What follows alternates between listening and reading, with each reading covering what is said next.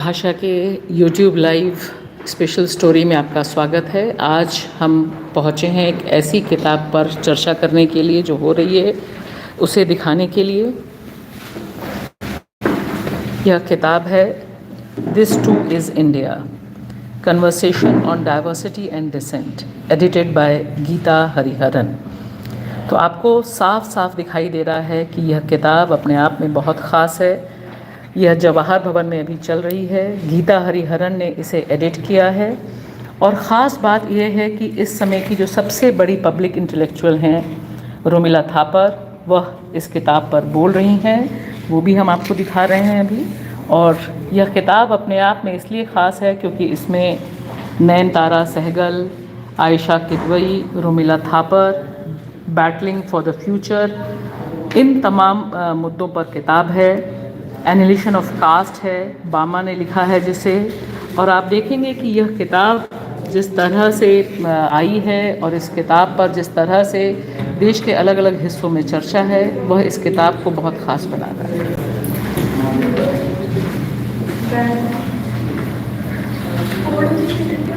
Words have already been said much before us and much after us. Cut off every tongue of ours if you can, but words have already been said. लाल सिंह दिल। यह किताब इसलिए बहुत ख़ास है अपने आप में क्योंकि इसमें एक सीधा सा संदेश है, वह भी किताब की कहानी, किताब के बारे में बहुत कुछ बता रहा है। आइए अंदर अब हम चलते हैं। रोमिला थापर, जो जिनके बारे में कुछ भी कहना सूरज को दिया दिखाना है, एक ऐसी इतिहासकार जिन्होंने हमें ककहरा सिखाया कि इतिहास की समझ कैसी ज़रूरी है और क्यों ज़रूरी है। हम कोशिश करेंगे कि यह आप तक पहुंचा सकें। हम थोड़ा ही सही, हो सकता है कि आवाज़ में, कनेक्शन में कुछ दिक्कत हो, लेकिन हमारी कोशिश है कि बेबाक भाषा के दर्शकों तक यह किताब, इस किताब पर हो रही ज़रूरी चर्चा पहुँचे और आप खुद देखें कि इस किताब, इस ज़रूरी किताब दिस टू इज़ इंडिया पर चर्चा।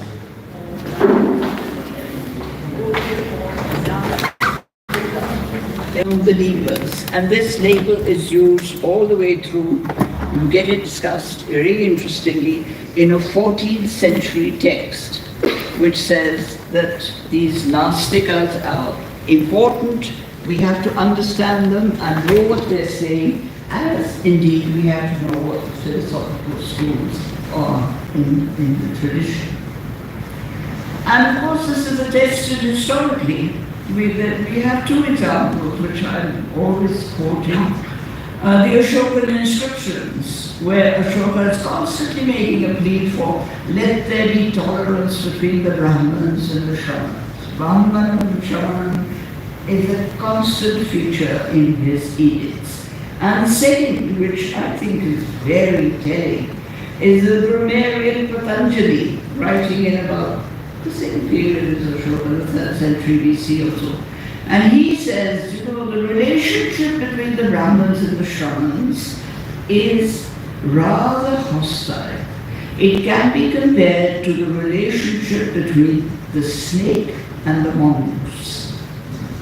Now this to me is a very, very telling image because in fact it sums up in many ways the kinds of relationships of dissent and alternative views that existed at that time. Then we come to the Bhakti movement, and it's again fascinating. In fact, this whole millennium, the first part of the second millennium AD, that is 1100 to 1500, is from the point of view of thought, philosophy, religion, a fascinating period in India which hasn't really received its due. You have the followers of Basava who is preaching against caste, and the Dalits end up by becoming a caste. How does this happen? We have to understand it. This is really the roots of our society and our social being. And you have the Bhakti tradition, You've got Kabir, you've got Dadu, you've got Ravidas, all attacking caste. Ravidas has this lovely image of Behampura, the city in which there is no violence or tension between religions, everybody lives in harmony. And really, one's desperately looking around the country today and saying, can't we build a Behampura? But this is Ravidas. Now, all of this is going on. This is a continuous tradition. What I'm trying to say is that it's a tradition that doesn't die down. It doesn't crop up in one period and die down in the next. It continues. And it's a tradition that we have neglected and we haven't given enough time to. Then, this is where the importance of the forum, the Indian Cultural Forum, and organizations like this come in. These are platforms on which you can talk about all of this. You can write about all of this. You can get into arguments and debates about all of this and do it in a perfectly civilized manner. You don't have to abuse anything.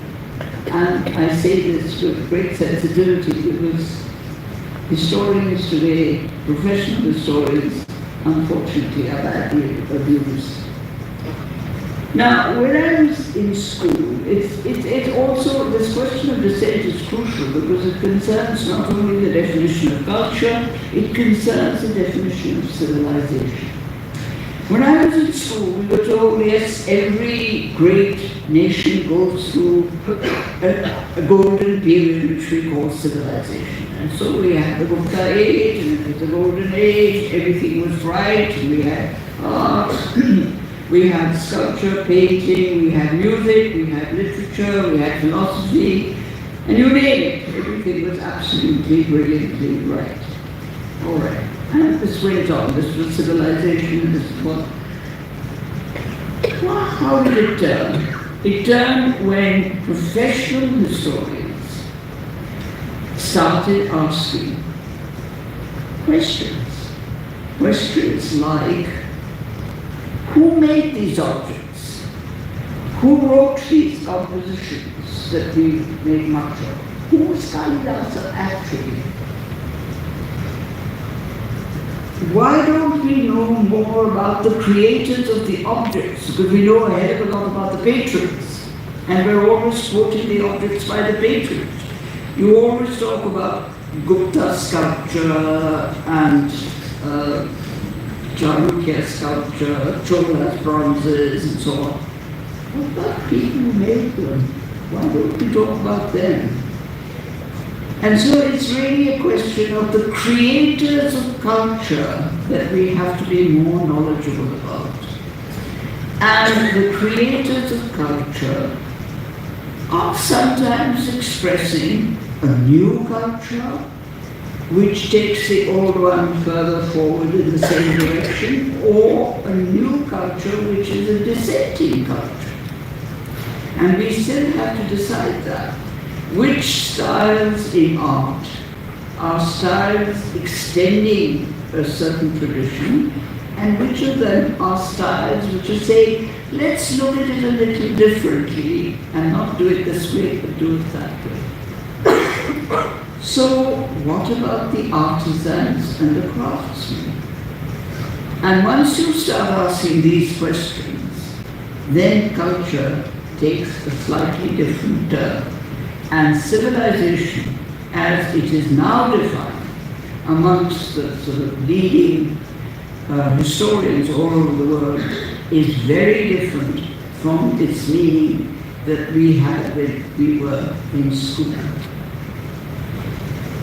There are a host of other and fresher questions that have arisen as a result of asking questions. Remember, of course, my famous, my favorite statement, which I go on repeating, all knowledge is advanced through asking questions. If you don't ask questions, you become static, you disintegrate. So, fresh questions arise, and it is the Indian Cultural Forum and other fora like this one that are the ones that are addressing these questions. It's not authoritative organizations. It's the political ones who turn around and say, no, let's think of alternatives. And this discussion then moves from who are the artisans and craftsmen to understand culture, to understand that point of view as well, and relate it to the society that produces that point of view. This is, I think, extremely important. So I would say that the label that we use, Guftagoo, it's not just a label, it's real. And I think that this is a Guftagoo that should carry on for real. But anyway, so we lasted 10 years, 11 years, but they are very well remembered years, both as occasions when we could say what we wanted to say, and we made it obvious that we would not be silenced. That was the important issue. You say it as an alternative, but it's quite clear that you're saying it because you're talking, you're speaking, you're not being silent. And the mainspring of something like the Indian Cultural Forum was that we asked these questions about creation and creativity. We redefined or tried to redefine culture, at least think about redefining culture, because remember that culture, like society, like history, is constantly changing. It's not static. It does change, it has to change. Whether you're doing it offline or you're doing it online, somewhere, somehow. And the fundamental thrust of the thinking is that silence is not what we live for. Thank you.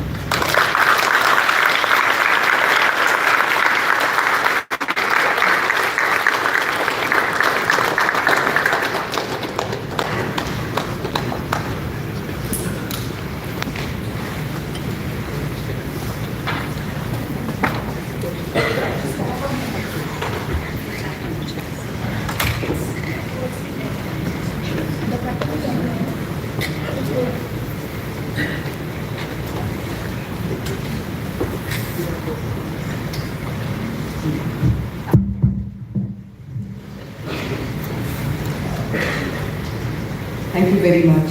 This is the time when we need people who can keep us thinking and give us the value of ideas. It's, especially as a law person, I can tell you that we struggle to understand when ideas came in, what they meant, when even a word like citizenship.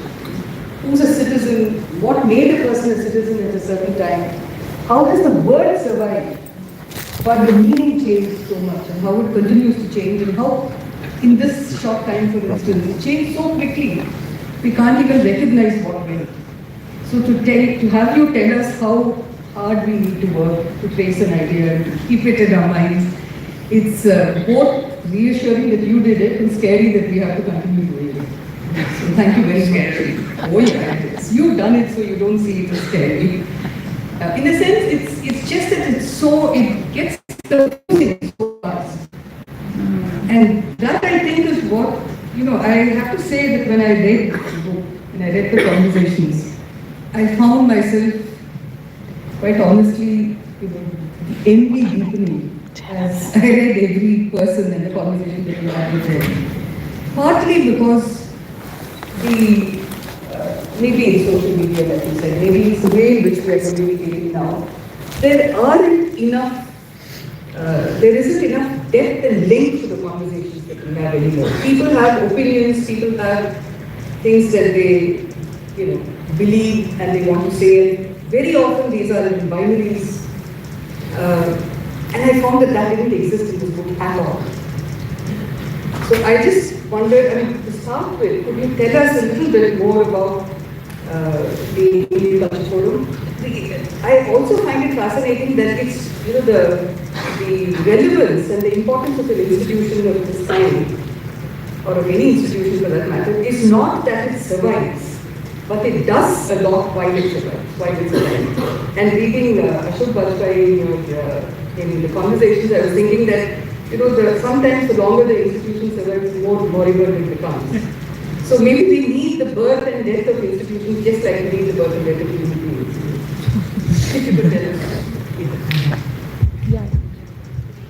Well, I wanted to start off by sharing some of what we thought. As you said about lawyers, as a lawyer you have to try and understand this. I thought, well, in these times, many of us are spending most of our lives trying to understand what lawyers are telling us. So there is that as well. And that, of course, is the point of the conversation, the struggle to understand the exclusions that each constituency seems to build through its language.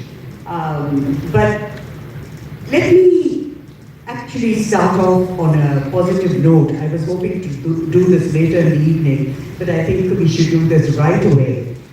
If we want to make an unhappy list of impediments to conversation, see diversity as a problem, as barriers. If we want to see dissent as something that's difficult to do, I think we are only looking at part of the story. And if there's one thing we learned, and I have to emphasize the word learned, because when we set up the Indian Cultural Forum, really we were just a bunch of academics and writers who sat there and said, we know words.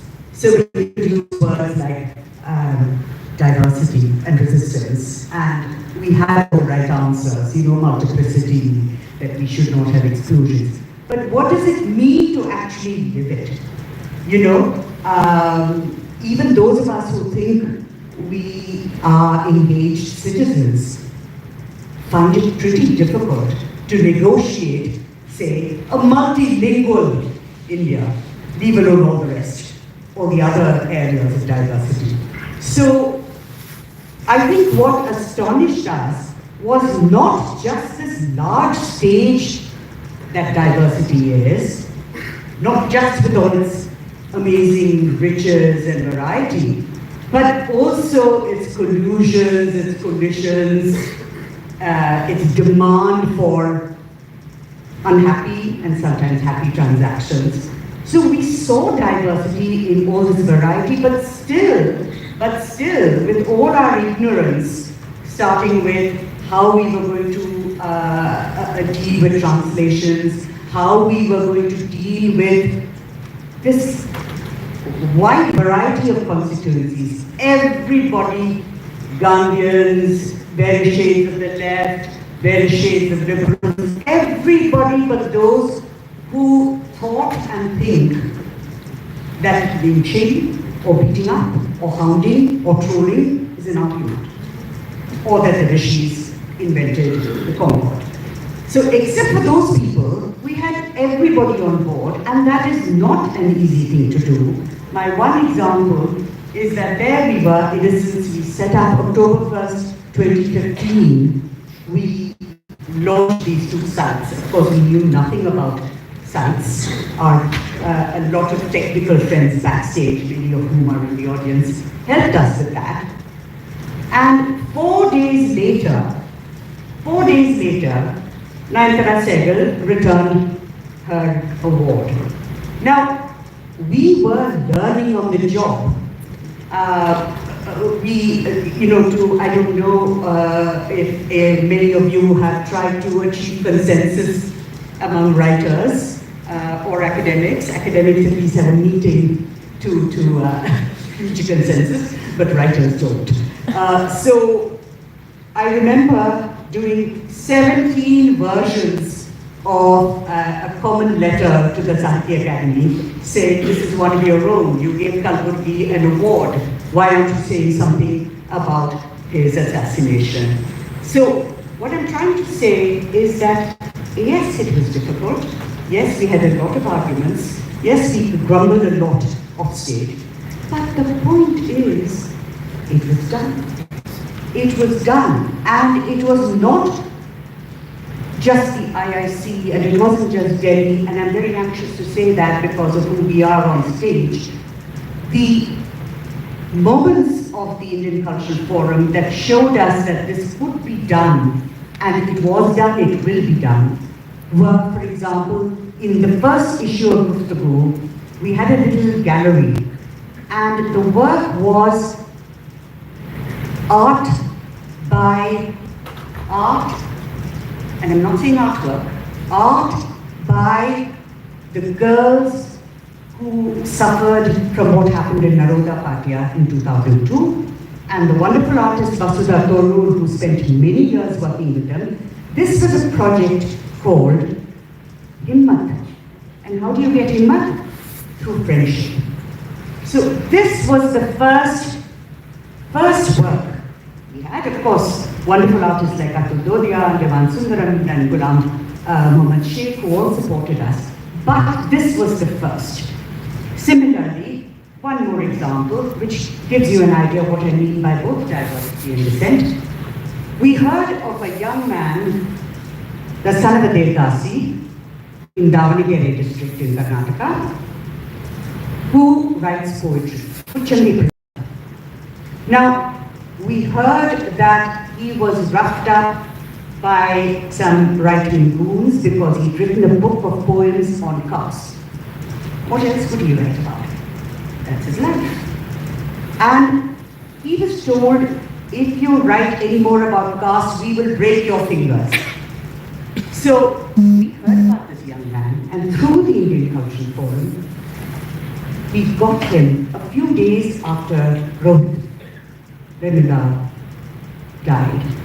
We got him to Ambedkar University, and for us to hear him, but more important, for young citizens exactly his age to hear him, to find out that in this country marching to a digital future, that there is such a thing as that the girls are being sex trafficked, the Devdasi's daughters, the boys are struggling to find jobs, and he spoke and he read out his poetry. And he said something very moving. He said that when he was beaten up, Rohit ran him up, and he said very beautifully in Kannada, "Nange dhairya helkotru, mujhe himmat sikhaya," but that the system defeated him. So these were the kind of connections that we learned from, and that we could share with others. So I think even if the forum, for various reasons, has had to close down, obvious reasons, which any of you can guess, the point is, the legacy is there. Words have been spoken, as Sunil Shanbag says in the book. You can't cut out every tongue. The words are there. And I also want to ask, once a political act has been made, does it ever die? It can be forgotten, but it can be recalled. It can grow a little weather-beaten and outdated, but you can make it live again. You can remix it. You can adapt it to the times.